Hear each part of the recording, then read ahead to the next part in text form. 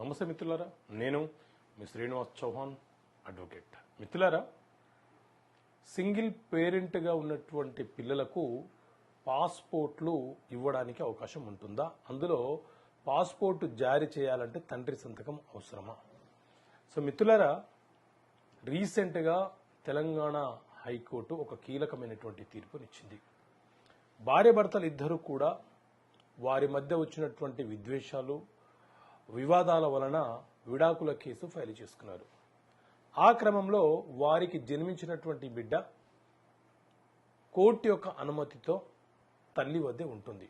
అయితే ఆ తల్లి తన బిడ్డకు పాస్పోర్ట్ కావాలని అప్లికేషన్ పెట్టుకుంటే పాస్పోర్ట్ అధికారులు ఆ అప్లికేషన్ను తిరస్కరణ చేశారు. తండ్రి సంతకం లేకుండా ఆ పాస్పోర్టు ఆ బిడ్డ పేరు మీద జారీ చేయడానికి మాకు అధికారం లేదని చెప్పి ఆ పాస్పోర్ట్ యొక్క అప్లికేషన్ తిరస్కరణ చేయడం జరిగింది. దాంతో ఆ బిడ్డ యొక్క తల్లి హైకోర్టులో ఒక రిట్ పిటిషన్ ఫైల్ చేసింది.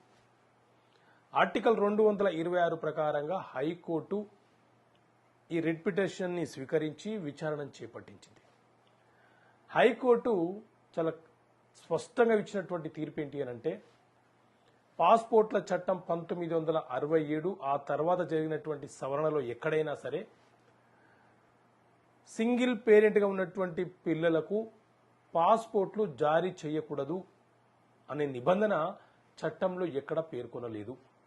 అందులో ఈ భార్యాభర్తలు ఇద్దరు కూడా చట్ట ప్రకారంగా వేరువేరుగా బ్రతుకుతూ విడాకుల కేసు ఫైల్ చేసుకొని ఉన్నారు.